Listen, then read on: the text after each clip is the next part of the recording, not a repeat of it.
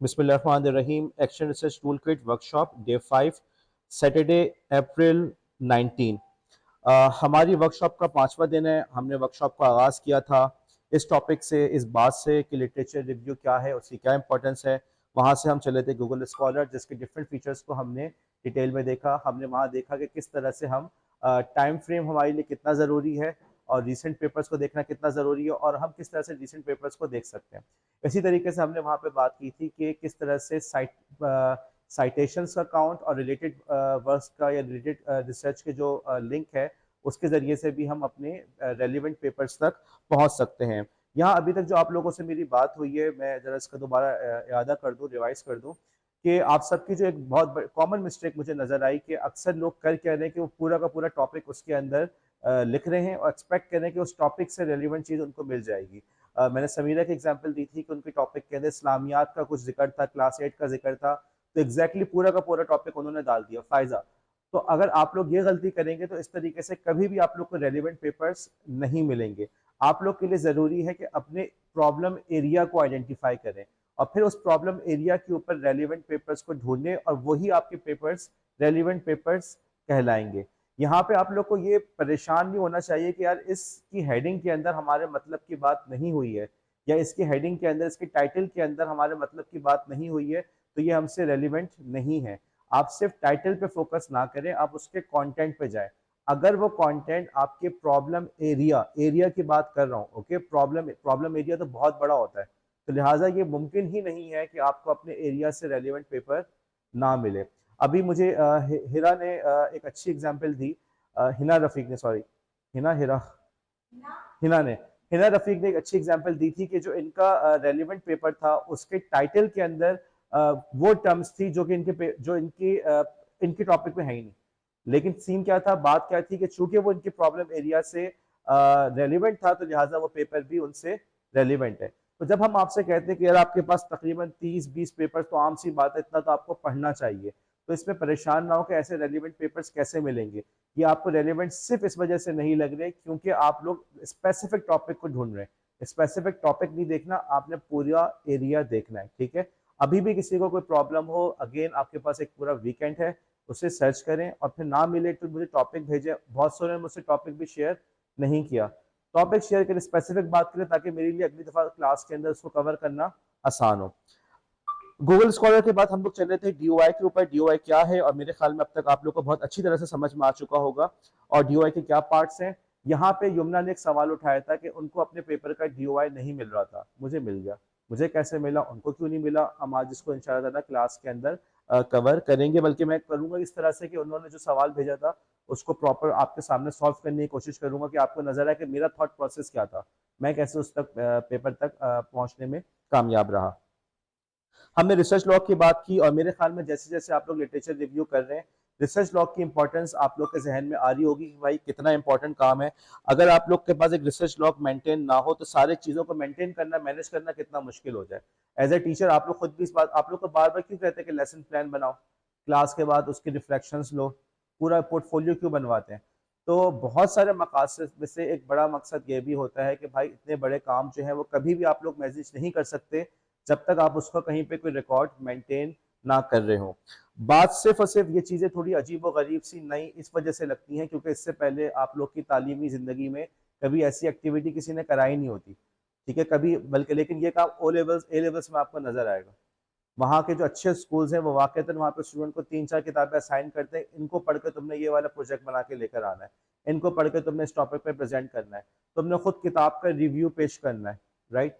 तो वहाँ पे ये सारी एक्टिविटीज होती हैं। तो अमूमन बच्चा वहाँ का इन एक्टिविटीज को देख के, इन नई एक्टिविटीज को देख के घबराता नहीं है। हमारे साथ ये होता है, हम लोग को मैट्रिक भी बता देते हैं कि भी फला टॉपिक इंपॉर्टेंट है, उसको ऐसे तैयार करके आना, याद करके जाना। तो नतीजतन हमारे अंदर ये सलाहियतें पैदा नहीं होती कि हम किस तरह से इंफॉर्मेशन को मैनेज करें, किस तरह से इंफॉर्मेशन को एक्सट्रैक्ट करें, एनालाइज करें और देखें कि इसमें कौन सी चीज़ हमसे रेलिवेंट है या नहीं है।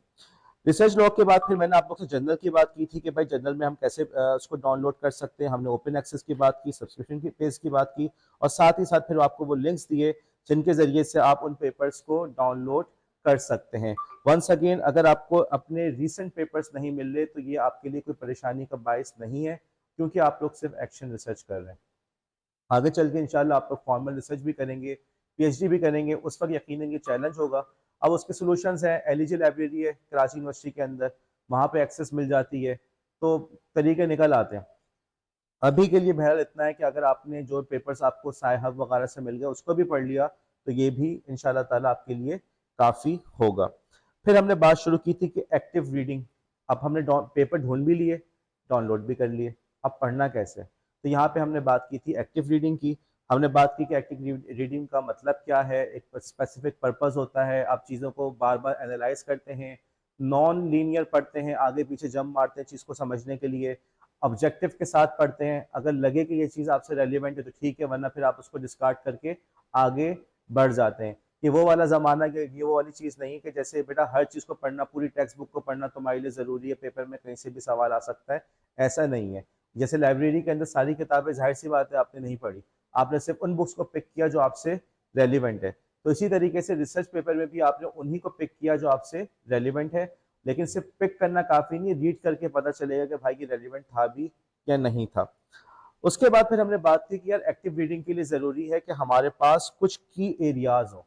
हमने नॉवल की एग्जांपल दी थी कि अगर हम नॉवल को एनालाइज करें या उसको हम समराइज करना चाहेंगे तो उससे की एरियाज क्या निकलते हैं? Characters, main characters, plot point और इंपॉर्टेंट इवेंट्स, दैट्स इट। ये तीन चार चीज़ों से काम हो जाता है।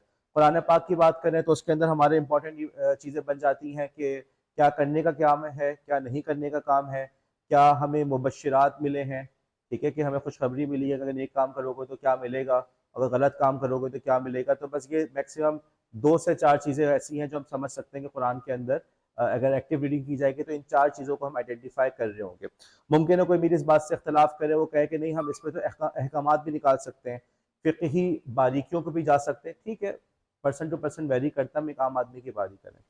तो हमारे एक्शन रिसर्च के लिए हमने कुछ 6 की एरियाज को आइडेंटिफाई किया था कि प्रॉब्लम, रिसर्च क्वेश्चन, प्रॉब्लम से मुराद ये कि भाई मसला क्या है, किस मसले को हम हल करना चाह रहे हैं, और उसके ज़रिए से आपने एरिया आइडेंटिफाई किया। अब उसके बाद आपको उसको स्पेसिफिक करते हैं कि भाई मैं चाहता हूँ, मैंने आइडेंटिफाई किया कि बच्चे मेरी क्लास के अंदर मैथ्स के अंदर इंटरेस्ट नहीं ले रहे। अब मैंने इसका पूरा रिसर्च क्वेश्चन बनाऊंगा इसका पूरा प्रॉपर तरीके से कि जी उनकी क्या इम्प्रूवमेंट मुझे नज़र आ रही है अगर मैं प्रोजेक्ट बेस्ड लर्निंग करूँ क्लास 8 के बच्चों में in government school of Karachi. पूरा का पूरा मैं स्पेसिफाई करके बता रहा हूँ कि वो रिसर्च क्वेश्चन मेरा बन जाएगा। मेथोडोलॉजी क्या है, रिजल्ट क्या है, इम्प्लीकेशंस क्या है और की टर्म्स क्या हैं। अच्छा, अब यहाँ पे कुछ लोगों ने मुझे जो अपना भेजा पेपर्स के साथ, इसको देख लें। की टर्म्स के अंदर मुझे गलती नजर आई है। हमने की टर्म्स को शायद लोग समझ नहीं पा रहे। की टर्म्स से मुराद ये थी कि भाई जो जैसे फॉर एग्जांपल बात हो रही है एंटरप्रेन्योरशिप की, तो इसका मतलब क्या है? कहीं पे उस इस टर्म को उसने कहीं पर आइडेंटिफाई किया है या एक्सप्लेन किया है? नहीं भी किया हो तो भी आपने उसको हाईलाइट कर दिया कि भाई ये वो टर्म है जिसका मुझे पता होना चाहिए। आप अगर अपने काम के अंदर लेट्स से कि आप लोग अपनी स्टडीज के अंदर आप लोग बात कर रहे हैं, सैमर की फ्रेमवर्क की बात हो रही है, तो क्या सैमर को आप लोग आइडेंटिफाई नहीं करेंगे? SAMR, ठीक है, पेपर के अंदर जहां पे भी आपको सैमर की टर्म नजर आई, टीपैक की टर्म नजर आई, कोई सी भी ऐसी ADHD की टर्म नजर आ गई, तो क्या ये आप लोग के लिए जरूरी नहीं कि इस टर्म की डेफिनेशन आपको पता हो? बात समझ में आ रही है? इसीलिए तो ये एक्टिव रीडिंग है। नॉवल में क्या था? नॉवल के अंदर कोई चीज समझ में नहीं भी आई तो हम छोड़ के आगे चले गए। यहाँ पे हम नहीं कर सकते। यहाँ पे जो इन्फॉर्मेशन हमें रेलिवेंट लग रही है, हमने लाजमन उस इन्फॉर्मेशन को, उस टर्म को समझना है। तो जो की टर्म्स नजर आ रही हैं उसको हमने आइडेंटिफाई करने के, यार लेट्स से कि कल कला मैं वाइवा पे जाता हूँ और मुझसे पूछा जाता है कि यार आपने तो इस टॉपिक पे रिसर्च की है, जरा इस बारे में तो बताओ। तो आपको पता तो हो कि हाँ जी मैंने इन टर्म्स के बारे में मुझे पता है। आप डिस्ट्रैक्शन की बात करें कि बच्चे आजकल बड़े डिस्ट्रैक्टेड होते हैं और आपको ये ना पता हो कि ADHD क्या है, फॉर एग्जाम्पल। आप इमोशनल इंटेलिजेंस की बात कर रहे हो और आपको ये ना पता हो कि इमोशनल इंटेलिजेंस को डिफाइन कैसे करते हैं, तो क्या आपको माना जाएगा कि आपने कुछ अपने पेपर पे काम किया हुआ है या आपने कोई प्रॉपर रिसर्च की है? तो उन की टर्म्स को भी आइडेंटिफाई करना आपके लिए ज़रूरी है। आप लोगों ने इस बारे में एक्टिविटी यकीनन कुछ लोगों ने मुझे भेजी भी है। ओवरऑल आप लोग का क्या इस बारे में फीडबैक रहा? कुछ किया? हफ्सा, आप जैसे कह रही कि एक पेपर रीड किया तो कैसी एक्टिविटी रही, क्या रहा? हाँ हफ्सा, इरशाद फरमाएं।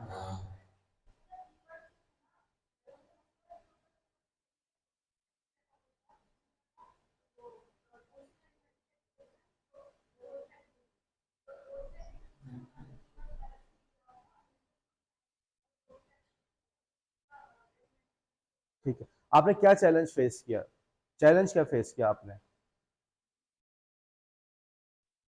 मसाइल क्या फेस किया? फिर सुकून से सारा काम हो गया? ठीक है, इम्प्लीकेशन नहीं मिल रहे थे, एक प्रॉब्लम ये हो गया। मलिहा के बराबर में आपका नाम? जी, सादिया, सानिया जी, इरशाद फरमाएं क्या प्रॉब्लम फेस की? ठीक है, कॉम्प्लिकेटेड वर्ड्स थे, और कुछ? ठीक है, सहरिश, सहर, आपका नाम क्या है? सहर जी, तो इरशाद फरमाएं क्या प्रॉब्लम फेस किया?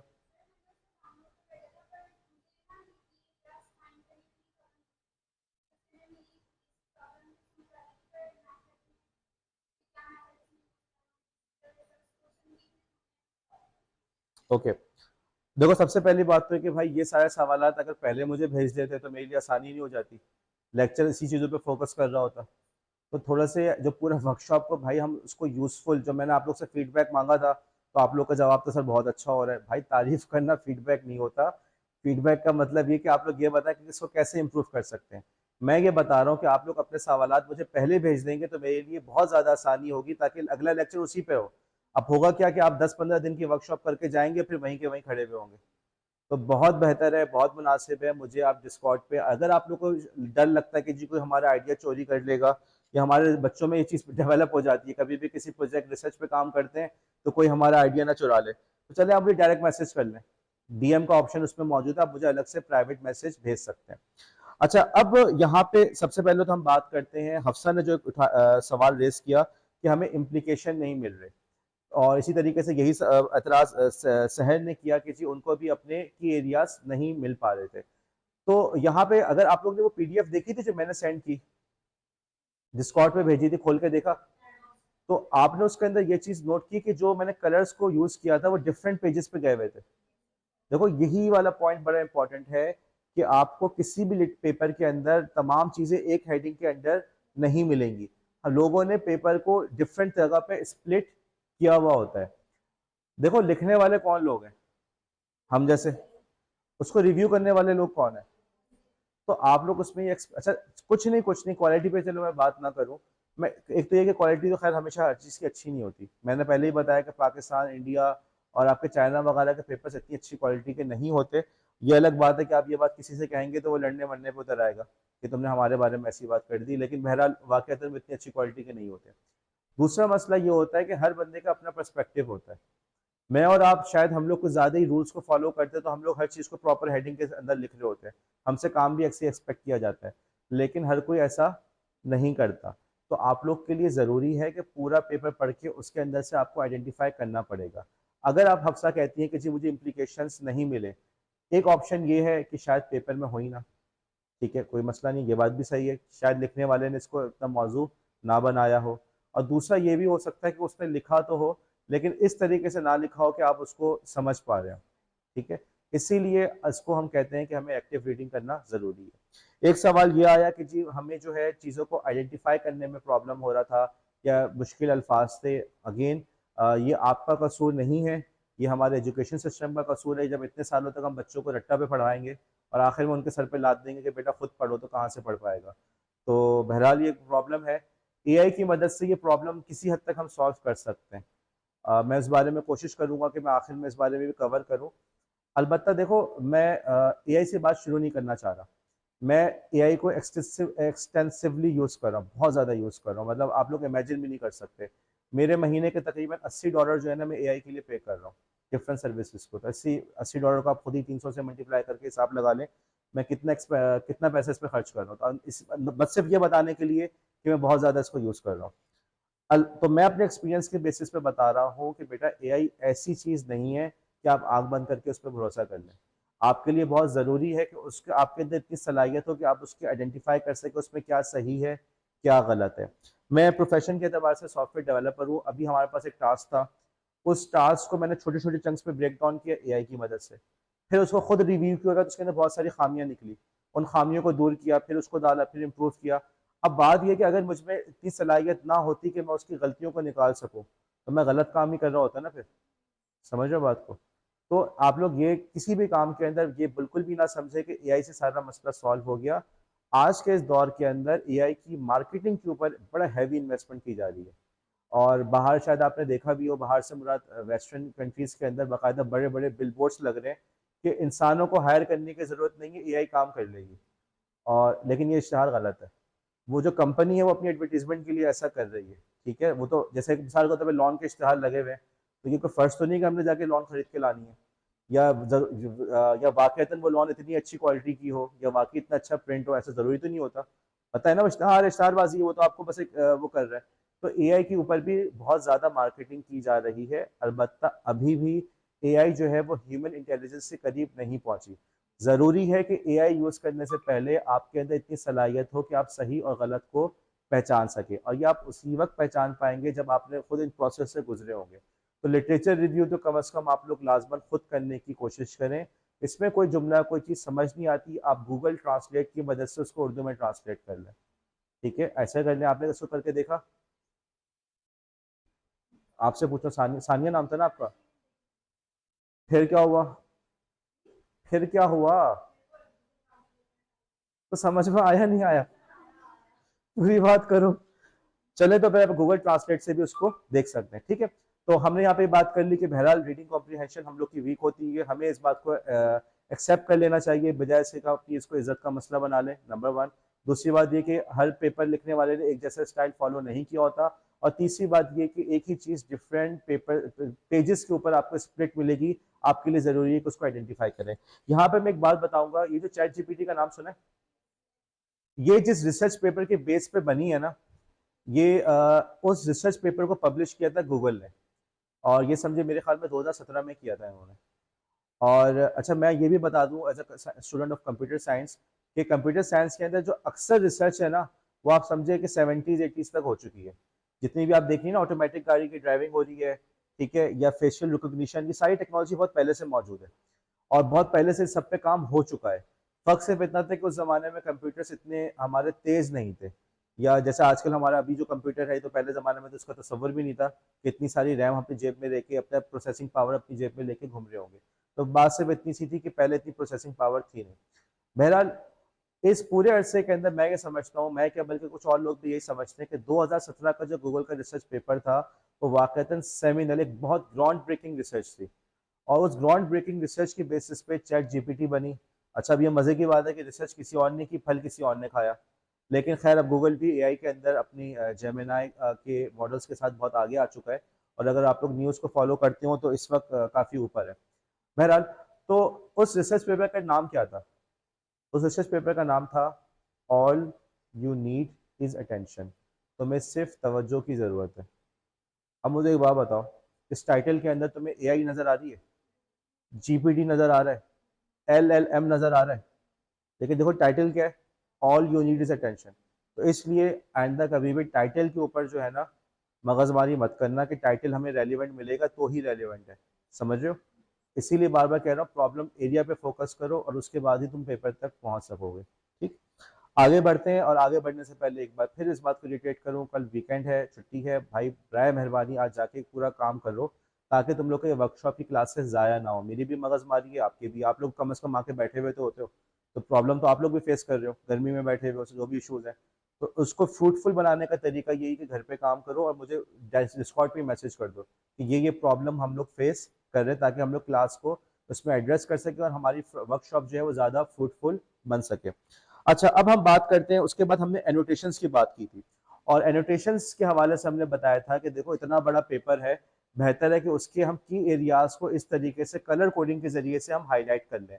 इसमें हमारे लिए आसानी हो जाएगी, हमें पता चल जाएगा कि कौन किस सेंटेंस के अंदर किस जगह पे बात की गई है। आगे चल के जब आपने इस पूरे को राइटअप करना होगा, लिटरेचर रिव्यू लिखना होगा, तो आपके लिए आसान हो जाएगा, क्योंकि तमाम चीज़ों को आपने पहले से आइडेंटिफाई किया हुआ है। मुमकिन है 7th सेमेस्टर वालों का वाइवा जो होगा, उसमें तकरीबन तकरीबन हम कह सकते हैं कि 5-6 महीने तो कहीं नहीं गए, ऐसा ही है ना। जो आपका 8th सेमेस्टर में जाके वाइवा होगा रिसर्च का, उस वक्त तक तो बहुत सारी चीजें आप लोग भूल भी चुके होंगे। तो ये जो एनोटेशन है, ये आप लोग किस तरह से काम आ रही होगी। 2.5 वाले कह सकते हैं कि जी एनोटेशंस का हमें क्या मतलब हमें क्या फायदा, हम तो फॉरन वाइवा दे रहे हैं। तो भी भाई, इन्हीं एनोटेशंस की मदद से आप लोग अपना लिटरेचर रिव्यू पूरा लिख सकेंगे। अब यहाँ पे एक जो चीज मैंने इशू देखा था कि लोगों ने की टर्म्स को समझा नहीं, और काफ़ी लंबे लंबे पैसेजेस को उन्होंने ग्रे कलर से हाईलाइट किया हुआ था। तो की टर्म बहरहाल ये आप लोग की अपनी मर्जी है जिस तरह से करें। अलबत्ता की टर्म्स का मतलब यही है कि टेक्निकल जो टर्म्स हैं उनको आप आइडेंटिफाई करें कि भाई इन टेक्निकल टर्म्स का मीनिंग मुझे पता होना चाहिए। ठीक है। अच्छा, अब फिर यमुना का यहाँ पे सवाल आया कि sir purpose of the study क्या चीज़ है। देखो, अब हम बात करते हैं कि पर्पस और प्रॉब्लम में क्या फर्क है। बुनियादी तौर पे प्रॉब्लम जो होती है वो इशू को आइडेंटिफाई कर रही होती है। ठीक है, मसला क्या है, ऐसा ही है। प्रॉब्लम का मतलब ये कि मसला क्या है, और अमूमन ये नेगेटिव चीज होती है, नेगेटिव एस्पेक्ट पे बात हो रही होती है। पर्पस क्या होता है? पर्पस जो है उसका असल में तो आसान अल्फाज में ये होगा कि पर्पस तो हो गया उसका मकसद, कि इस स्टडी का मकसद क्या है।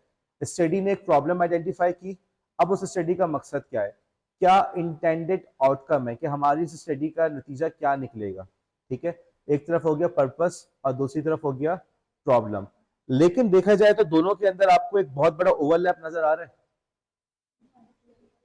प्रॉब्लम होती है तभी पर्पस आता है। ठीक है, तो इसके अंदर आप अब अच्छा चलो, ये तो एक बात हो गई, जैसे हमने युमना ने कहा कि सर पर्पस भी तो होता है। ठीक है, आपने पर्पस के लिए आइडेंटिफाई कर लिया, और आपने लेट से आपने कहा कि जी मैं इसके लिए भी ब्लू कलर यूज करूंगा, क्योंकि पर्पस और रिसर्च क्वेश्चन के दरमियान काफी ज्यादा आपको ओवरलैप नजर आ रहा है। ठीक है, बात में समझ में आ रहा है कि हैरत से देख रही हो। क्या सिर्फ यही एरियाज है जिनको हमने आइडेंटिफाई किया, या जिसको युमना ने आइडेंटिफाई किया? हमने 6 एरियाज आइडेंटिफाई किए थे, युमना ने कर लिया, 7वां हो गया। क्या सिर्फ यही एरियाज हैं, या और नहीं है हमारे पास? और ये एरियाज हमारे पास और भी हैं। मसलन एक जो चीज़ बड़ी चल रही है वो है आपकी रिसर्च का सोशियो इकोनॉमिक इम्पैक्ट। ठीक है, ये बीच अब ये डिपेंड करता है, वक्त की बात होती है, सुपरवाइजर की बात होती है। बहरहाल बाज़ जगहों पे ये कहा जाता है कि आपकी रिसर्च का आपकी सोसाइटी पे क्या असर पड़ेगा। ठीक है, इकोनॉमिक पे क्या फर्क पड़ेगा। मेरा जो रिसर्च का था, मैंने बताया कि जी मेरी रिसर्च से एजुकेशन निस्बतन चीप हो जाएगी, हर बच्चा घर में बैठ के एडेप्टिव लर्निंग सिस्टम के जरिए पढ़ सकेगा। आपको हर पेपर में ये चीज़ें नहीं मिलेंगी, लेकिन बहुत सारे पेपर्स में ये मिलेंगी। किसी पेपर के अंदर बात की गई होगी जेंडर इक्वालिटी के हवाले से। ठीक है, कि वहाँ पे वो इस एंगल से भी बात कर रहा होगा कि मर्द और औरत के जो जेंडर्स है, ठीक है, इसके अंदर उसको फर्क करेगा कि यहाँ पे जो उसको तवाज़ुन नज़र नहीं आ रहा, तो शायद वो अपनी स्टडी के ज़रिए से इस तवाज़ुन को कवर करने की कोशिश करे। हमारे यहाँ इस बात का इतना रुझान नहीं है, लेकिन बाहर की रिसर्च पेपर्स में आपको डाइवर्सिटी बहुत ज़्यादा नज़र आएगी। वो डाइवर्सिटी पे फोकस करते हैं। वो कहते हैं कि सारे बच्चे एक जैसे नहीं हैं, ना अपनी सलाहियतों में, ना अपने बैकग्राउंड में। अभी एक एजुकेशनिस्ट का एक इंटरव्यू था, तो उसमें वो बता रहे थे कि जो अमेरिकन बच्चे हैं, ठीक है, उन बच्चों के अंदर इंडिविजुअलिज्म ज़्यादा होता है। हर बच्चा अपनी मर्जी से अपनी शनाख्त बनाना चाह रहा होता है। हर बच्चे ने अपने ही कुछ नया फैशन, कुछ नया स्टाइल अडॉप्ट किया हुआ होता है। उसके मुकाबले में जो स्पेनिश बच्चे हैं, उनके अंदर कलेक्टिविज्म ज़्यादा नज़र आता है। चाइना के अंदर ये जो कलेक्टिविज्म है वो उससे कई गुना ज़्यादा नज़र आ रहा होता है, कि वहाँ पे बस जो मिलजुल के काम करना है, कोई भी ऐसा काम जिसे सोसाइटी मंजूर ना करे तो उनके वो लोग उस काम को नहीं कर रहे होते। तो डाइवर्सिटी के अंदर वो इस बात को भी फोकस करता है। ठीक है, कि मेरे पास अगर बच्चे मुख्तलिफ पस मंजर के आए हैं तो मैंने किसको कैसे कवर करना है। मुमकिन है कराची के अंदर भी आप लोग जब रिसर्च करते हुए इस टॉपिक को एड्रेस कर सकें कि हमारे यहाँ मुख्तलिफ जबान बोलने वाले बच्चे हैं, मुख्तलिफ बैकग्राउंड के बच्चे हैं, तो हम उसके ऊपर फोकस करें। तो ये डिफरेंट एरियाज होते हैं। हिस्टोरिकल कॉन्टेक्स्ट की बात होगी। अभी आज ही उससे गालिबन मलिहा ने सवाल पूछा था कि सर हमें अपने पेपर्स की स्टडी के दौरान हिस्टोरिकल कॉन्टेक्स्ट नजर आ रहा है। वो बता रहा है कि पहले ये हुआ, अब ये हुआ, ये सब बातें भी डिस्कस कर रहा है। तो ये किस कहाँ पर आएगा। इसी तरीके से लर्निंग इन्वायरमेंट, क्लास के अंदर कौन सा इन्वायरमेंट था जिस इन्वायरमेंट के जरिए से हमने बच्चों को इस इन्वायरमेंट में बच्चों को पढ़ाया। अब होता क्या है कि ये तमाम चीजें हर पेपर में मौजूद नहीं होती, लेकिन बिल्कुल हो सकती हैं। आपका काम है कि आप उनको आइडेंटिफाई करें और उनको आइडेंटिफाई करके हाईलाइट करें। अब देखो, यहाँ पे तुम्हें समझना चाहिए कि देखो जो चीज़ मैं पढ़ा रहा हूँ ना, थोड़ा सा तुम्हें डिफरेंट लगेगा। देखो, हम आपको ये नहीं कह रहे कि जैसे हम टीचर आपको गाइड करता है कि बेटा पेपर आपने सॉल्व करना है ब्लू इंक से, रेड इंक से सॉल्व नहीं करना मसलन। ऐसा होता नहीं होता। ठीक है, हम जो या पोर्टफोलियो आपने बनाना है तो पोर्टफोलियो के अंदर आपने इस फॉर्मेट को फॉलो करना है। अगर आप लोग इस किस्म की इंस्ट्रक्शंस की तवक्को एक्शन रिसर्च में कर रहे हैं तो गलत कर रहे हैं। सही है, एक्शन रिसर्च बुनियादी तौर पे ये पहली दफ़ा आप लोग एक ऐसा क्रिएटिव काम करने बैठते हैं, और इसीलिए आप लोग परेशान हो जाते हैं, जहाँ पे आपने अपनी सोच को इस्तेमाल करना है। सुपरवाइजर का काम सिर्फ आपकी रहनुमाई करना है, और स्पेशली इस वर्कशॉप का मकसद भी सिर्फ और सिर्फ आपको गाइडलाइन देना है। आगे बढ़ना आपका काम है। अब एन मुमकिन है कि फॉर एग्जांपल सहर ने अपने पेपर के अंदर जिन जगहों को आइडेंटिफाई किया हो, फातिमा ने बिल्कुल ही डिफरेंट एरियाज को आइडेंटिफाई किया हो, बिल्कुल मुमकिन है। तो क्या फातिमा का काम गलत है या सहर का काम गलत है? नहीं, ऐसा नहीं है। हम जो यहाँ वर्कशॉप के अंदर आपको बता रहे हैं, ये हम आपको गाइडलाइंस दे रहे हैं। आगे बढ़ना आपका काम है। अब जैसे फॉर एग्जांपल अगर मलिहा ने हिस्टोरिकल कॉन्टेक्स्ट या हिस्टोरिकल बैकग्राउंड को खुद आइडेंटिफाई किया, तो उनको चाहिए कि वो उसको हाईलाइट करके अपने पास लिख लें, उसको उसको हाईलाइट कर लें। वो वेट ना करें कि सर कहेंगे तो मैं करूँगी वरना नहीं करूँगी, ऐसा नहीं है। ये बात समझ में आ गई? तो यहाँ पे कोई ऐसा नहीं है कि आपने गलत कर दिया। अच्छा, इसी तरीके से कलर कलर की जो हमने बात की है, तो कलर कोडिंग के हवाले से भी हमारी बात सिर्फ और सिर्फ इतनी थी कि यार आपको गाइड करना कि एक किस तरह से करना है। जी हाँ, बस सवा एक पे आजम बात कर लें समय। ठीक है। तो क्या बात चल रही थी? हाँ, तो कलर कोडिंग भी सिर्फ आपको गाइड के लिए था। आप में से किसी ने आगे चल के कहा कि सर मैं तो फला कलर इस्तेमाल करूंगा, ठीक है बिल्कुल करें, कोई हर्ज नहीं, लेकिन आप कंसिस्टेंट रहें। तो जब अगर हमने आपको कलर्स रिकमेंड किए तो इसलिए रिकमेंड किए थे ताकि आप लोग कंसिस्टेंटली उन्हीं कलर्स को यूज करें और मेरे लिए रिव्यू करना आसान हो जाए। लेकिन इसका मतलब ये नहीं है कि वही कलर सही है या इसके अलावा किसी और कलर को यूज करना गलत होगा। या इसी तरीके से ये सोचना भी गलत होगा कि इसके अलावा कोई और एरियाज नहीं होते। ये आप पे काम पे डिपेंड करता है। अगर आप में से जो लोग क्वालिटेटिव रिसर्च की तरफ जाएंगे, वहां पे उनको मेथोडोलॉजी के अंदर बहुत सारे ऐसी चीजें नजर आएंगी जो क्वालिटेटिव वालों को नजर नहीं आ रही होंगी। सॉरी, मैंने शायद गलत कहा। क्वांटिटेटिव वालों को जो एरियाज मिल रहे होंगे, जो चीजें मिल रही होंगी, डेटा कैसे कलेक्ट किया।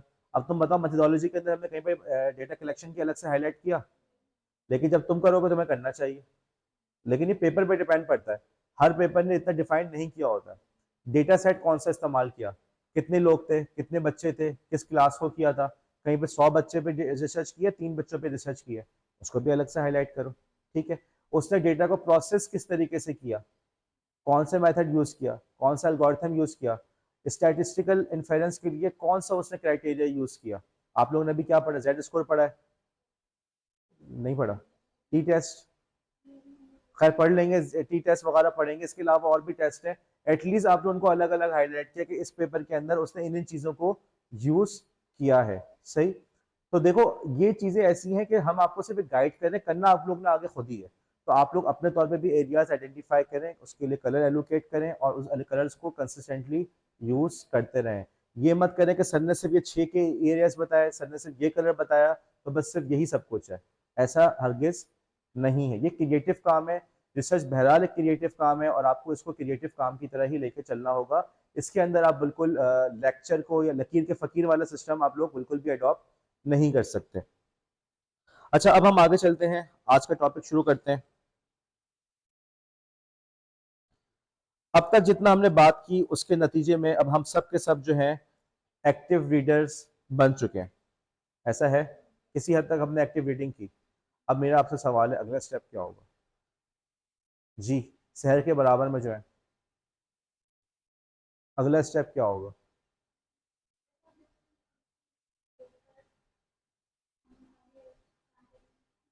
क्या काम करेंगे? आपका नाम? जी यमुना। और कोई? आप?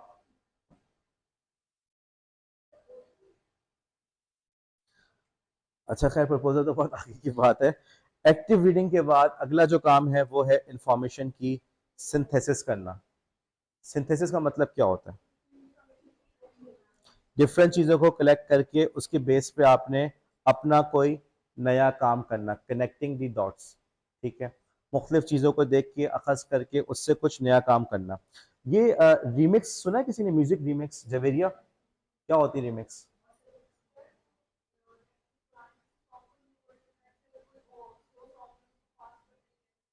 ठीक है।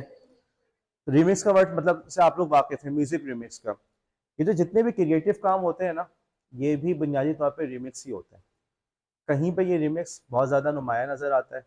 जैसे आप सॉन्ग सुनते ही आइडेंटिफाई कर लेते हैं कि यार ये तो पुराना वाला जो सॉन्ग था ना, ये तो उस सॉन्ग की बिल्कुल उन्होंने उसी के ऊपर बनाया हुआ है। बाज़ दफ़ा वो खुद ही कह भी देते हैं कि हम ओमाज पेश कर रहे हैं पुराने सॉन्ग को या हमने उसको रिमिक्स किया है। बाज़ दफ़ा आप लोग खुद ही आइडेंटिफाई करते हैं। लेकिन बहुत सारे सॉन्ग्स ऐसे होते हैं जिसके अंदर आप लोग आइडेंटिफाई नहीं कर पाते, अगरचे वो किसी पुराने काम के ऊपर भी बेस कर रहे होते हैं। अच्छा, ये सिर्फ सिर्फ सॉन्ग्स के साथ नहीं है, दुनिया के अंदर हर क्रिएटिव काम जो है ना, वो रिमिक्स ही होता है, और उसी रिमिक्स को हम लोग कहते हैं सिंथेसिस। ठीक, एक डॉक्यूमेंट्री है, मैं इसका लिंक खैर आप लोग को नज़र भी आ रहा है, मैं आपको डिस्कॉर्ड पे भी डालूंगा। मैं हाईली रिकमेंड करूंगा कि एज अ फ्यूचर टीचर्स आप लोग इस डॉक्यूमेंट्री को जरूर देखें। किसी ने देखी है? एवरीथिंग इज अ रीमिक्स, किसी ने देखी है? अच्छा, मैं इसका लिंक दूंगा, यूट्यूब पे फ्रीली अवेलेबल है, आप लाजमन लाजमन इस वीडियो को, इस डॉक्यूमेंट्री को देखें। इस डॉक्यूमेंट्री का जो मेन थीम है वो यही बताता है कि यार कोई भी, हम लोग जो समझते हैं ना कि क्रिएटिव काम वो होता है जो बिल्कुल यूनिक हो, तो इससे पहले किसी ने ना किया हो, ये बात गलत है। वो कहता है कि हर क्रिएटिव काम किसी ना किसी पुराने काम के ऊपर बेस करके चल रहा होता है, बस बाज दफ़ा वो बिल्कुल ऑब्वियस होता है, बाज दफ़ा वो ऑब्वियस नहीं होता, लेकिन होता किसी पुराने काम के बेसिस पर है। आप लोग फॉर एग्जांपल बात करते हैं कंप्यूटर्स पे, आप लोग को ये नज़र आता है आइकॉन्स वगैरह, ठीक है, ये किसने बनाया सबसे पहले? नज़र आता है ना आइकॉन्स वगैरह, माउस वगैरह किसने बनाया, कौन सी कंपनी ने बनाए होंगे? तुक्का लगाएं। अच्छा, एप्पल भी कर सकते थे, ठीक है, ना एप्पल ने बनाया ना माइक्रोसॉफ्ट ने बनाया, ये बनाए थे जीरोक्स ने। जीरोक्स से ये आइडिया कॉपी किया एप्पल वालों ने। स्टीव वॉजनिया की जो उनके फाउंडर्स हैं, आपने नाम सुना हो, स्टीव जॉब को तो सुना ही होगा। ये लोग वहाँ गए थे जीरोक्स कंपनी, वहाँ पे उनको डेमो दिया गया कि देखें ये हमने नई चीज़ बनाई, इसका नाम माउस है, ये विंडो है, जो आप जिसको विंडो कह रहे हैं ना कि भाई क्लिक करते हैं, ये हम डिज़ाइन कर रहे हैं। उन्होंने उस आइडिया को लेके अपना ऑपरेटिंग सिस्टम बनाया जिसका नाम रखा उन्होंने मैकिनटॉश। ठीक है, पहला जो कंप्यूटर था, सॉरी, उसका नाम रखा मैकिनटॉश, और उसको देख के कॉपी किया माइक्रोसॉफ्ट ने और उन्होंने बनाया विंडोज़।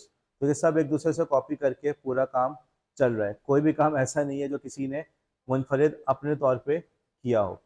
यही हाल आपको मूवीज़ के अंदर नज़र आएगी, अक्सर मूवीज़ जो है वो किसी दूसरी मूवीज़ से इंस्पायर करके बनाई गई होती हैं, यहाँ तक कि आपकी इवन हॉलीवुड मूवीज़, इंडिया की मूवीज़ में आप कह सकते हैं सर वहाँ तो कॉपी पेस्ट नज़र आ रहा होता है, इवन हॉलीवुड के अंदर भी आपको ये चीज़ें नज़र आती है, यही चीज़ आपको नॉवेल्स के अंदर नज़र आती है। हर चीज़ दूसरे के ऊपर बेस कर रही होती है, कोई भी काम अपने तौर पे बिल्कुल अनोखा या अछूता नहीं होता। ये आप लोग मीडिया लिटरेसी के अंदर अगर डिकंस्ट्रक्शन वगैरह पढ़ें तो वहाँ पे भी आप लोग को ये चीज़ नज़र आएगी, लोगों ने बाकायदा पूरा पूरा एनालाइज किया हुआ था कि ये वाली चीज़ वहाँ से इंस्पायर्ड है, ये वाली चीज़ वहाँ से इंस्पायर्ड है। अब ऑथर कह सकता है कि नहीं जी हमने तो खुद किया है, हमने कहीं से कॉपी पेस्ट नहीं किया, लेकिन होता क्या है कि भाई ये कहीं ना कहीं से उसकी इंस्पिरेशन होती है। अगर मैं यहाँ पढ़ा रहा हूँ, मेरा पढ़ाने का स्टाइल है, तो कह सकते हैं सर तला ऐसा पढ़ाता है, लेकिन जाहिर सी बात है मैं इतने पिछले 16 सालों में या 16 से भी 18 सालों के अंदर जिन जिन लोगों से मैंने पढ़ा है, तो वो सबका स्टाइल कहीं ना कहीं तो इसमें झलक रहा होगा ना। ये चीज़ आप लोग के साथ भी होगी। तो यही चीज़ होती है, इसका मतलब है सिंथेसिस, कि हम पुरानी चीज़ों को लेके उसकी बेसिस पे कुछ नया काम करने की कोशिश करते हैं। बुनियादी बात यह है कि यार देखो, अब तुम लोगों ने पढ़ भी लिया, उससे की एरियाज को आइडेंटिफाई कर लिया, लेकिन सिर्फ ये काफ़ी नहीं है, तुमने सिर्फ समरी थोड़ी लिखनी है, तुमने उसकी बेसिस पे नया काम करना है। अब हम नया काम कैसे कर सकते हैं? ठीक है, अब ये थोड़ा सा यहाँ पे मुश्किल सा काम शुरू हो जाता है। मुश्किल इसलिए शुरू हो जाता है कि गोया कि आप यूँ समझे हम आपको ये बता रहे हैं कि बेटा क्रिएटिविटी कैसे पैदा होती है। क्या ये हम बता सकते हैं क्रिएटिविटी कैसे पैदा हो सकती है? अगर आपसे आपसे कोई स्टूडेंट आके बोले कि सर या मिस मैंने ना अपने अंदर क्रिएटिव बनना है, तो आप क्या उसको सजेस्ट करेंगी? क्या स्किल्स? सिलानी वालों के यहाँ भेज दोगी जाके? एक चीज तो आप उसको ये सजेस्ट करेंगे, बेटा दूसरों के कामों को रीड करो, तुम्हें राइटर बनना है, रीड करो, जितना ज्यादा तुम रीड करोगे तुम इतने अच्छे राइटर बनोगे। एक बहुत मशहूर राइटर है स्टीवन किंग, नाम सुना है? स्टीवन किंग, इट मूवी देखी है? इट, जिसमें क्लॉन होता है, देखी है? शुक्र शुक्र शुक्र। स्टीवन किंग उसके राइटर हैं भाई, ठीक है, और स्टीवन किंग एक बहुत बड़े अमेरिकन राइटर है, आप उसको जाकर सर्च तो कीजिएगा, देखिएगा कितनी नॉवेल्स लिखे हैं उन्होंने, और वो उन राइटर्स में से हैं जो इन नॉवेल्स की कमाई से अमीर हुए हैं। ये पहले स्कूल में जेनिटर थे, स्कूल में सफाई का काम करते थे, समझ रहे हैं? तो मुमकिन है हमारे स्कूल में जो सफाई करने वाले वो भी आगे चल के नॉवेलिस्ट बन जाए। वो स्कूल के सफाई करने वाले से पहुंचे कहाँ पर? अमेरिका के अमीर तरीन राइटर्स में से, तो उनके नॉवेल्स भी पढ़े, आप लोगों ने देखे ही हैं। ठीक है, इट की मैंने बात की, इसके अलावा और भी बहुत सारे हैं। तो आप लोग सर्च करेंगे, आप देख लीजिए, सर्च करेंगे बिल्कुल भी स्टीवन किंग, ओके, आप लोग बहुत सारे रिजल्ट मिल जाएंगे उनके।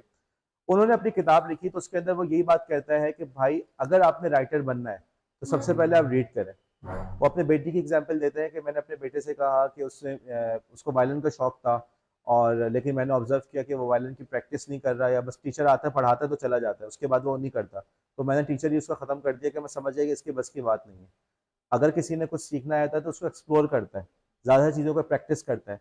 तो उनको अपने बेटे में नज़र आया कि वो एक्सप्लोर नहीं कर रहा, रीड नहीं कर रहा, वायलिन की स्टडी नहीं कर रहा, तो लिहाजा उसको उसमें कोई इंटरेस्ट नहीं है। तो वो राइटर्स को यही मशवरा देते हैं कि बेटा ज़्यादा से ज़्यादा पढ़ो, ज़्यादा से ज़्यादा रीड करो, उसकी बेसिस पर ही तुम एक अच्छे राइटर बन सकोगे। और दूसरी बात क्या, ज़्यादा से ज़्यादा राइटिंग करो। तो कुछ यही वाली बात क्रिएटिव कामों के लिए होती है कि अगर आपने अपने स्टूडेंट्स को एडवाइस करना है कि भाई मैंने पेंटर बनना है, मेरी अपनी आर्टिस्टिक स्किल्स को मैंने इंप्रूव करना है, डिज़ाइन का सेंस नहीं है मेरे अंदर, तो हम क्या कहेंगे, बेटा दूसरों को स्टडी करो, ज़्यादा से ज़्यादा देखो दूसरों ने कैसे काम किया, और साथ अपनी अपनी कोशिश को भी जारी रखो। अब कुछ ऐसे ही काम हम करने जा रहे हैं एक्शन रिसर्च के अंदर। समझ में आई यहाँ तक बात, कि अब हम एक्शन रिसर्च के अंदर शिफ्ट कर रहे हैं क्रिएटिविटी की तरफ। पढ़ लिया, समझ लिया, रीड कर लिया, जो कि बहुत ज़रूरी था हमारे क्रिएटिव बनने के लिए, कि पहले हम दूसरे के काम को रीड तो करें और उसके बेसिस पे हम जंप कर सके। बात समझ में आई मेरी? जैसे स्टीवन किंग ने कहा कि अगर आपने राइटर बनना है तो आप ज़्यादा से ज़्यादा पढ़ें। अगर आप दिन में 3 से 4 घंटे नहीं पढ़ रहे, या आपके पास हर वक्त आपके हाथ में किताब नहीं है, तो आप एक अच्छे राइटर नहीं बन सकते, क्योंकि आपका मुताला बहुत ज़्यादा होना चाहिए। इसी तरीके से एक अच्छे रिसर्चर बनने के लिए ज़रूरी है कि दूसरों की रिसर्च को रीड करो। अब वो काम आप लोग ने होपफुली अभी तक किसी हद तक आप लोग ने कर लिया है। अब हम आगे बात करें, अगले स्टेप की बात करें। अगला स्टेप है हमारा इसको सिंथेसाइज करने का। अब उसमें हम क्या कर सकते हैं? देखो, तुमने रीड कर लिया, की एरियाज को आइडेंटिफाई कर लिया। अब तुम लोग अपने पास अपने आप से ये सवाल पूछना शुरू करो। तुमने जैसे अभी यमुना ने बताया कि 20 के करीब पेपर्स हो चुके हैं, तो मेरा यमुना से सवाल है, आपको उन तमाम पेपर्स के दौरान, पढ़ने के दौरान, कोई रिकरिंग थीम, कोई रिकरिंग आइडिया नजर आया कि बार बार लोग एक ही बात कर रहे हैं? ओके, और किसी ने एक से ज्यादा पेपर पढ़ा हो? जवेरिया, फायजा? अच्छा, आप लोग जब एक से ज्यादा पेपर पढ़ना शुरू करेंगे तो आपको उसके अंदर एक चीज बार बार नजर आएगी, कुछ ना कुछ नजर आएगा। मेरा जो टॉपिक था, जैसे मैंने बताया था, बेजियन नेटवर्क, ठीक। मैं आपको बता दूं, उसके अंदर रिकरिंग थिंग मुझे ये नजर आने लगी, और सब ने उसमें ये लिखा हुआ था कि डेटा को प्रोसेस करना बड़ा एक्सपेंसिव पड़ रहा था, ठीक है।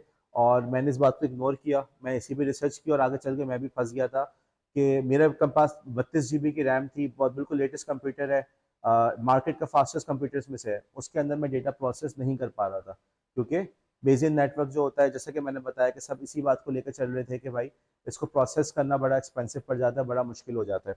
तो आप लोग जब अपनी लिटरेचर रिव्यू करेंगे एक से ज़्यादा, तो आपको उसके अंदर, उस एरिया के अंदर बार बार एक ही बात रिपीट होते हुए नजर आएगी, एक ही थीम आपको उसके अंदर नजर आएगी। फॉर एग्जाम्पल, आपने कहा क्लास के अंदर हम प्रोजेक्ट बेस्ड लर्निंग पे काम कर रहे हैं, साइंस पे कर रहे हैं, उन्होंने कहा मैं मैथ्स पे कर रही हूँ, उन्होंने कहा मैं इस्लामियत पे कर रही हूँ, खैर कोई मसला नहीं है। एक रिकरिंग थीम नजर आ रही होगी, क्लास को मैनेज करना मुश्किल हो जाता है, ठीक है। या ये कंट्रोल क्लास इन्वायरमेंट में तो हो सकता है, बड़ी ऐसी क्लासेस जहाँ पे डिसिप्लिन ना हो, वहाँ नहीं हो सकता। बच्चों को एंगेज कर लेते हैं, बच्चों की तादाद ज़्यादा हो, अब उनको सबको एंगेज नहीं कर पाते। अभी हमारे स्टूडेंट प्रैक्टिकम पे गए तो वो बता रहे हैं कि जी उनको ऐसा स्कूल मिला कि बच्चे खुद कह रहे हैं, मिस मुझे यहाँ मारे वरना मैं खामोश नहीं होऊंगा। मतलब इतने बदतमीज बच्चे थे कि वो जानबूझ के तंग कर रहे थे। ऐसी क्लासेस के अंदर आप प्रोजेक्ट बेस्ड लर्निंग कैसे करेंगे? ठीक है। तो इस तरीके से डिफरेंट डिफरेंट थीम्स है जो आपको बार बार उसके अंदर नजर आना शुरू हो जाएंगी। ओके। और कोई चीज आप लोग के जहन में अभी तक जो पढ़ा अपने पेपर में, उसमें कुछ नजर आया, कोई आइडिया? जी।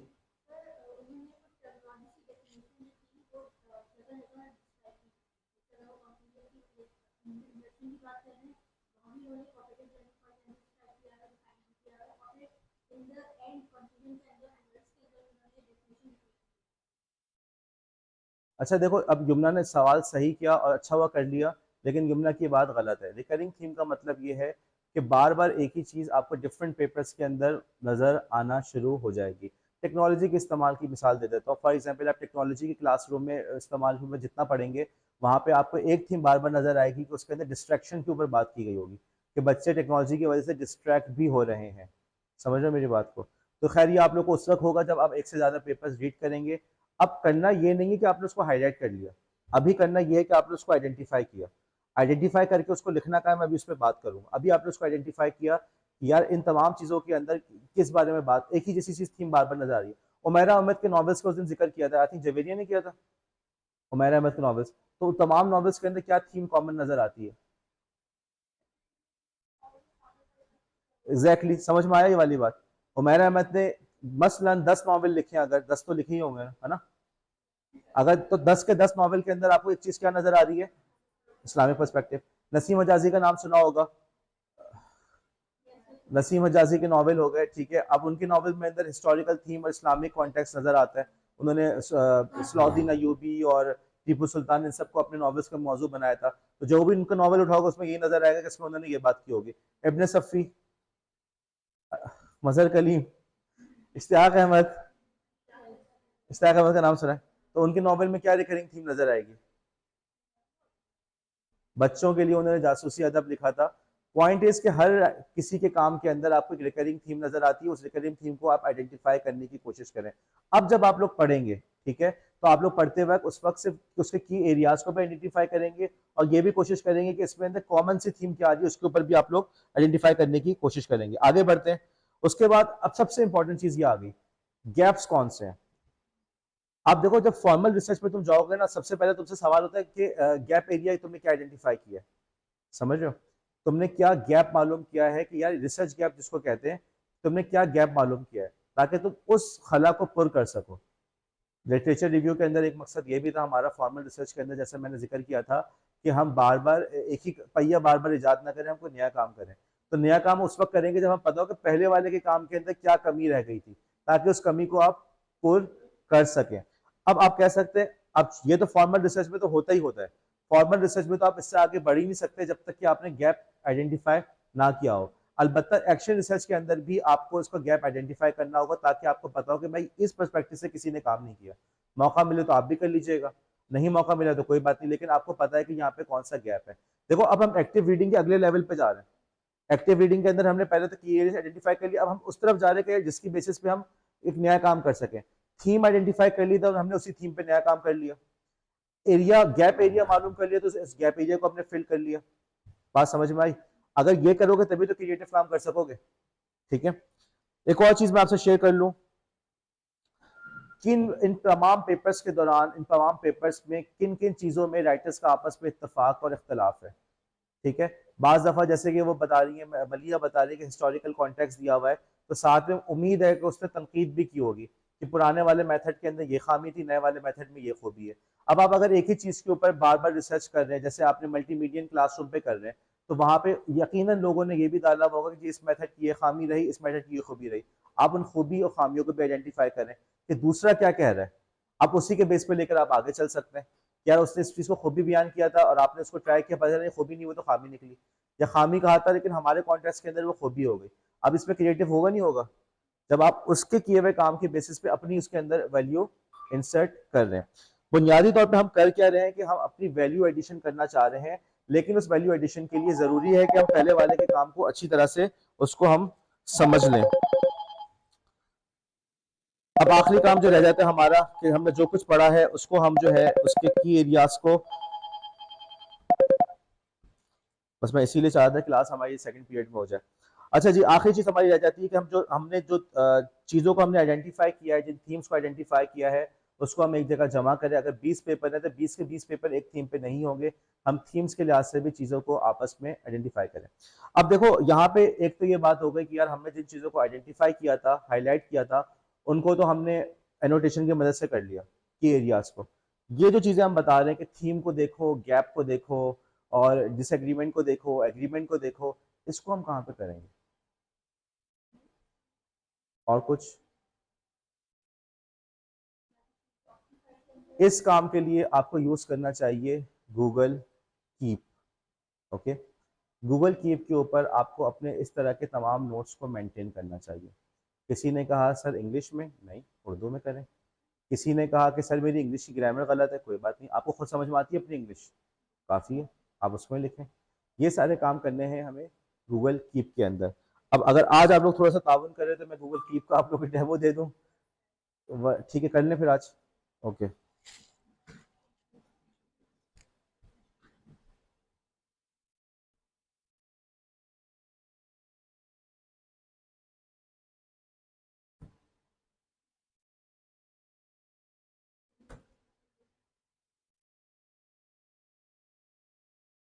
ओके जी, सबसे पहले गूगल कीप का एड्रेस क्या है? कुछ भी नहीं है। सबसे पहले तो आप लोग अपने पेपर की अपनी मोबाइल की ऐप पे भी इसको डाउनलोड कर सकते हैं प्ले स्टोर से, कोई इतना मुश्किल काम नहीं है। एड्रेस क्या है इसका, keep.google.com। ज़्यादा मुश्किल हो रहा है कोई मसला नहीं, आपने जाकर सर्च कर लिया गूगल कीप, ऊपर ही इसका रिजल्ट आ जाएगा, ठीक है। गूगल कीप के अंदर जो बुनियादी तौर पे आपके फीचर्स हैं, मोबाइल पे इसके फीचर्स ज़्यादा हैं। आपने नोट डालना है, यहाँ पे टेक अ नोट का लिखा हुआ आ रहा है, क्लिक किया, टाइटल और उसका नोट। अब आप कह सकते हैं कि सर ये काम तो हम किसी दूसरी ऐप में भी कर सकते हैं। गूगल कीप के अंदर कुछ खूबियां हैं। देखो सबसे पहली बात तो है कि हर किसी की यहाँ पे डिजिटल लिटरेसी एक जैसी नहीं है, ठीक है। तो मेरा मकसद ये होता है कि हम उस टूल को एड्रेस करें जो अक्सर स्टूडेंट जिसके साथ ईजी फील कर रहे हो। तो गूगल कीप मैं समझता हूँ कि ऐसा टूल है जिसके साथ आप लोग ईजी फील, सबके सब ईजी फील करेंगे, उनको प्रॉब्लम नहीं होगी। फिर दूसरी बात, ये फ्री है और आपके मोबाइल पे भी चल जाता है, तो कोई इतना बड़ा इश्यू इसके अंदर नहीं है। एक बात आप लोग जैसे कर सकते हैं, अभी से मैं बता दूं कि कल कला जब आप लोग की अपने सुपरवाइजर के साथ मीटिंग होगी, तो आप लोग के लिए ज़रूरी है कि अपनी हर मीटिंग का आप लोग उसका समरी अपने पास लिखें। ऐसे कहते हैं मीटिंग की मिनट्स। आपके सुपरवाइजर ने अगर नहीं भी कहा हो, तब भी आपके लिए ज़रूरी है कि उसकी मीटिंग के मिनट्स को लिखें, हर चीज़ को लिखना शुरू करें। और ये आपकी प्रोफेशनल लाइफ में बहुत काम आता है। कल कला आप किसी स्कूल में हैं, वहाँ पे आपके प्रिंसिपल ने कहा कि जी फला दिन जो है ना तुम क्लास नहीं ले सकते क्योंकि फला दिन जो है ये इशू आ रहा है, और जब उस दिन पहुंचा तो उसने कहा मैं तो कहा ही नहीं था। अब आपके पास ये तमाम चीज़ें लिखी हुई होंगी, तो आप कह सकते हैं नहीं जी फला तारीख को आपसे मेरी बात हुई थी, उस वक्त आपने ये कमिटमेंट की थी और मैं उसी कमिटमेंट के लिहाज से तैयारी करके आया हूँ या आई हूँ। तो मीटिंग के मिनट्स लिखना एक बहुत अच्छी एक्टिविटी रहती है जो आपको लाजमन करनी चाहिए। यही वाला काम आप यहाँ पे कर सकते हैं अपने नोट्स के एतबार से। आपने जो भी पेपर पढ़ा, आपने उस पेपर के यहाँ पे आपने उसका टाइटल लिख दिया, ठीक है। फॉर एग्जाम्पल आपने कहा कि एंटरप्रेन्योरशिप विया पॉडकास्ट। अब एक पेपर जो मैंने शेयर किया था वो इसी टॉपिक पे था, ठीक है। स्पेलिंग मैंने दुरुस्त कर ली। अब आगे उसके अंदर आपने जो 3 से 4 आपने की एरियाज आइडेंटिफाई किए थे, आपने उसको अंदर यहाँ पे लिख लिया। जैसे आपने की सॉरी नॉट की एरियाज, बल्कि जो थीम आपने आइडेंटिफाई की, जो गैप एरिया वगैरह आपने आइडेंटिफाई किया, वहां पे आपने लिख लिया। अब इसके अंदर जो असल जो इशू फीचर्स मुझे नजर आते हैं स्पेशली मोबाइल के अंदर, एक तो ये कि आप इसके अंदर चाहें तो आप चेक बॉक्सेस वगैरह भी डाल सकते हैं, ठीक है। ये काम मैंने करना है, चेक बॉक्सेस के जरिए कर लिया, नंबर वन। मसलन आपकी अभी अपने सुपरवाइजर के साथ मीटिंग हो रही है, उसने आपको कुछ कामों की लिस्ट बता दी, आपने चेक बॉक्सेस है उसकी लिस्ट बना दी, ठीक है। चेक बॉक्सेस नहीं भी करने, आपने उसके साथ अपना पूरा नोट लिख लिया। आप इसके अंदर अपनी ड्राइंग वगैरह भी ऐड कर सकते हैं। और मोबाइल के अंदर तो बाकायदा आपके पास पूरा ऑप्शन होता है कि आप आराम से अपनी ड्राइंग वगैरह अपने हाथ से बना के उसके अंदर लिख दें, स्केचिंग जिसे कहते हैं। स्केच वगैरह का भी ऑप्शन आपके पास उसके अंदर मौजूद है। इसी तरीके से आप अपनी तस्वीरें वगैरह इसमें ऐड कर सकते हैं, तस्वीर का भी ऑप्शन इसमें मौजूद है। बहरहाल ये तमाम मोबाइल के अंदर अगर आप लोग इसको ट्राई करें तो आपको नजर आएगा कि आप इसके अंदर वॉइस नोट भी डाल सकते हैं, सारी की सारी चीज़ें इसके अंदर डाल सकते हैं। चूंकि गूगल की प्रोडक्ट्स के साथ ये बहुत ज़्यादा क्लोजली इंटीग्रेटेड है, तो मैं समझता हूँ हम गूगल कीप को यूज़ करें।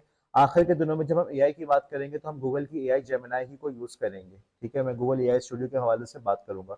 अब करना क्या है, सॉरी टाइम की कमी की वजह से मैं आप लोग को प्रॉपर डेमोन्स्ट्रेशन नहीं दे रहा, लेकिन मैं यहाँ बता रहा हूँ। करना ये है कि आपने जो भी पेपर पढ़ा उसके अंदर आपने अब की एरियाज आइडेंटिफाई कर लिए, वो तो आपने वहीं पे एनोटेट कर दिया। अब तुम लोग जा रहे हो सिंथेसिस की तरफ। सिंथेसिस के लिए मैंने 2-3 मोटे मोटे पॉइंट बताए। थीम क्या चल रही है भाई, किस बात से एग्री कर रहा है, किस बात से डिसएग्री कर रहा है, और साथ ही साथ गैप क्या है, इस पेपर में क्या गैप है। हर के लिए आपने अलग अलग से एक नोट बना के इस तरीके से उसमें लिखना शुरू कर दिया। आपकी इंग्लिश गलत है, कोई मसला नहीं, आपने उर्दू में लिख दिया। उर्दू में भी नहीं लिखना, आपने अपना वॉइस नोट इसमें डाल दिया। कहीं ना कहीं आपने इस चीज़ को रिकॉर्ड जरूर करना है। इसी के बेसिस पे फिर आगे चल के आप आगे बढ़ना आपके लिए आसान होगा। अब इसके अंदर जो एक बड़ा स्ट्रॉन्ग फीचर है, एक तो कलर्स का। पूरे पूरे नोट के पीछे से कलर चेंज कर लो। अब जब नोट के कलर आप चेंज कर लेते हो तो आपके लिए आइडेंटिफाई करना आसान हो जाता है कि जी ये वाला कलर जो था, लेट से अभी तो आप लोग ये पहली दफा एक्टिविटी कर रहे हो, आप लोग के पास इतने नोट्स नहीं होंगे। आपने पहले कर लिया कि यार पीला वाला जो कलर मैंने यूज किया है, ये फॉर एग्जांपल मैंने फला पेपर के लिए किया था, और जो दूसरा पेपर मैंने डाउनलोड किया है उसके लिए मैंने लेट से कि ये वाला कलर मैंने यूज करना है, डिजाइन के साथ करना है, ठीक है। ये इसके अंदर ऑप्शन है। अच्छा, अब जो अगला ऑप्शन मैंने बताना है वो है लेबल्स का। इसके अंदर लेबल्स का ऑप्शन मौजूद है। आप हर नोट को मल्टीपल लेबल्स या मल्टीपल टैग्स असाइन कर सकते हैं, और ये वो चीज़ है जिसके जरिए से आपकी ज़िंदगी आसान हो जाएगी। फॉर एग्जाम्पल लेट्स से, अब मैं आपको एग्जांपल दे रहा हूँ, थोड़ी सी नामों की एग्जांपल दे रहा हूँ। लेट्स से आपने पेपर पढ़ा आयशा का। आयशा के पेपर से आपने रिसर्च गैप आइडेंटिफाई किया, आपने जल्दी से एक नोट बनाया और आपने यहाँ पे लिखा आयशा, और जो भी गैप था आपने गैप या फला फला फला गैप आपने लिख दिया। यहाँ पे जाके आपने उसको लेबल दे दिया, एट लेबल रिसर्च गैप।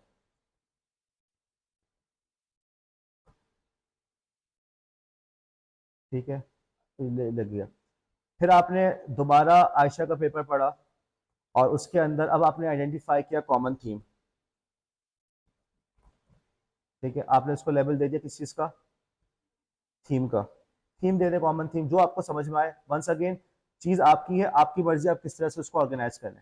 अब आपने पेपर पढ़ा, लेट से आपने मलिहा का पेपर पढ़ा, मलिहा यहाँ का भी आपने फिर उसके अंदर गैप के अंदर कुछ आइडेंटिफाई किया, समथिंग कुछ ना कुछ आपने आइडेंटिफाई कर लिया। आपने इसको नोट दे दिया, लेबल दे दिया आपने इसको रिसर्च गैप का। ठीक है, स्पेलिंग्स की मेरी काफ़ी मिस्टेक हुई है, खैर है। अब क्या हुआ, पूरा पढ़ लिया आपने, मई के अंदर आप लोग एग्जाम में बिजी हो गए, जून के अंदर आपने ये लिटरेचर रिव्यू पूरा कंप्लीट कर लिया। अब आपने अगले सेमेस्टर की अभी से तैयारी कर रहे हैं कि हमने कैसे जाना है। आपने यहाँ जाकर सीधे हाथ पर लेबल नजर आ रहा है, गैप पे क्लिक किया, सारे के सारे गैप्स एक साथ आ गए।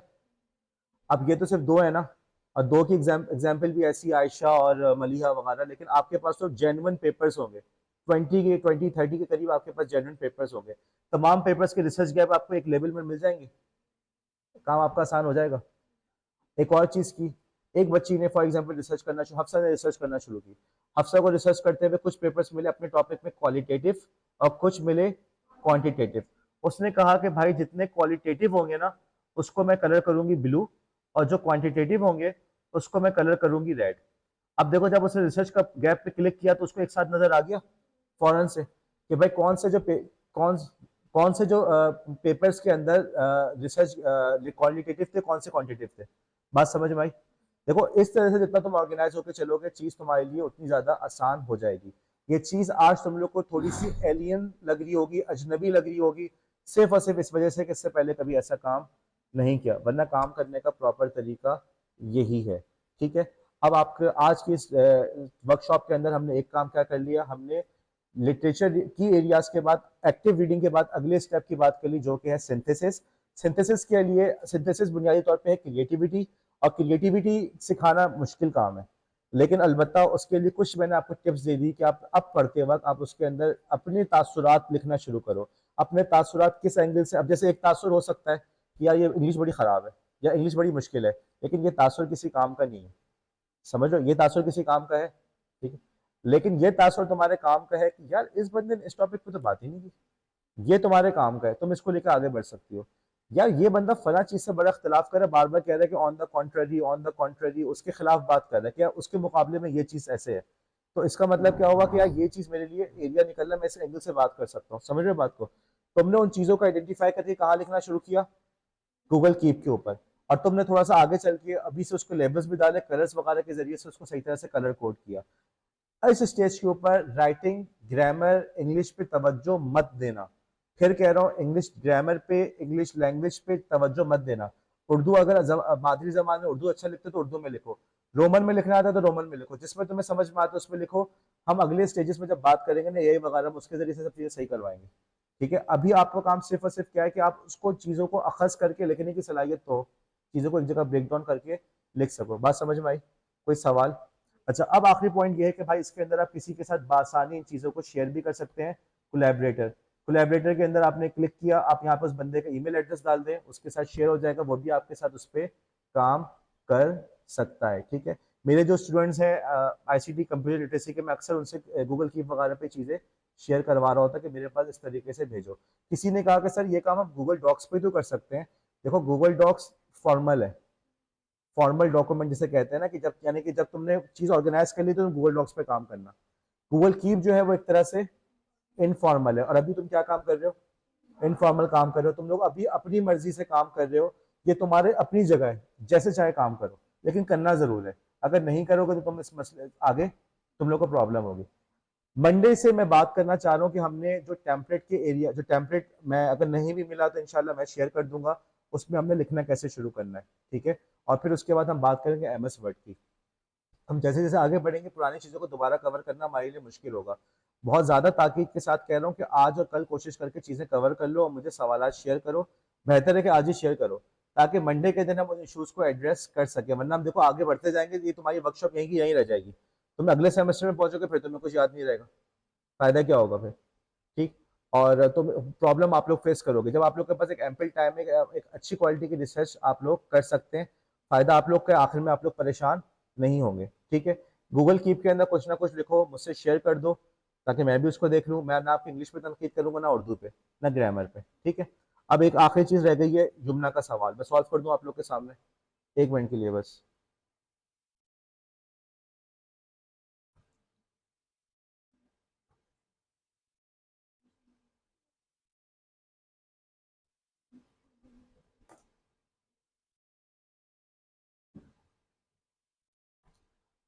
ओके जी, यमुना ने मुझसे एक आर्टिकल शेयर किया।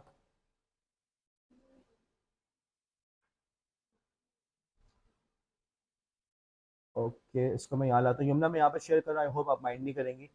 यमुना कह रही है कि इस पेपर का मुझे डीओआई नहीं मिला। ठीक है, ये पूरा पेपर इंग्लिश में है, और दूसरा ये पब्लिश कहाँ से हुआ है, नाइजीरिया से हुआ है। अब मैंने इस प्रॉब्लम को कैसे सॉल्व किया? मैंने सबसे पहले तो इसके टॉपिक को कॉपी किया, गूगल पे जाके अच्छा मेरे लेक्चर्स जो है ना ऑनलाइन मौजूद है। ठीक है। तो मैंने आईसीटी की क्लास के अंदर गूगल सर्च के बारे में पढ़ाया है। अब मुझे याद नहीं कौन से लेक्चर में पढ़ाया था, आप उन बच्चों से पूछ भी सकते हैं, जानते ही होंगे, तो वो लेक्चर पॉइंट आउट कर देंगे। और 3-4 दिन के लेक्चर से उसमें मैंने गूगल सर्च के इंपॉर्टेंट फीचर्स पे बात की है, तो जरा सा उसको देख लें तो उम्मीद है आपको आसानी हो जाएगी। मैंने बहल यहाँ पे इन्वर्टेड कॉमा के अंदर इस टॉपिक को डाला। ये टॉपिक कॉपी नहीं हुआ मेरा, इन्होंने कॉपी को डिसेबल किया हुआ है। Okay, effects of cooperative learning and problem solving. Okay, अच्छा यहाँ पे लिखा हुआ है, सॉरी मैं एक और जगह से कॉपी कर रहा हूँ इसको। उन्होंने पीडीएफ के अंदर इसकी कॉपी को डिसेबल किया हुआ था, इसलिए हम उसको कॉपी नहीं कर पाए। खैर जी,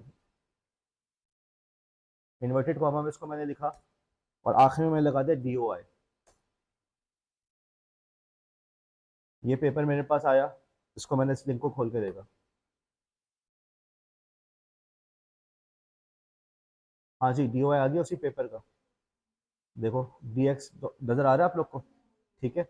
अब अब हुआ क्या था, हुआ क्या क्या वजह थी कि उसको नहीं मिला, यमुना को नहीं मिला, मुझे मिल गया। असल बात ये थी कि ये जो पेपर है ये इन्होंने लिखा है स्पेनिश जबान में। नजर आ रहा है ये असलन पब्लिश किस में हुआ है? स्पेनिश में। इंग्लिश में उसकी ट्रांसलेशन हुई है। तो स्पेनिश जो आर्टिकल था उसको तो डीओआई मिल गया, लेकिन जो इंग्लिश था उसको डीओआई नहीं मिला। इसलिए यमुना को उसके अंदर प्रॉब्लम हो रही थी। बात समझ में आई? ठीक है। तो अगेन कोई भी मसला इतना इम्पॉसिबल नहीं है, और वर्कशॉप का मकसद ही है कि हम आपके प्रॉब्लम सॉल्व करें, लेकिन ये हम उसी वक्त कर सकते हैं जब आप लोग अपने प्रॉब्लम्स शेयर करेंगे। काइंडली आज ही शेयर कर दें, ताकि कल का लेक्चर, कल ही मैं लेक्चर तैयार करके उस दिन आके उसको एड्रेस कर लो। ठीक है। कोई सवाल किसी का? अब मैं आप लोग की अटेंडेंस ले लूँ, मुझे 1 मिनट।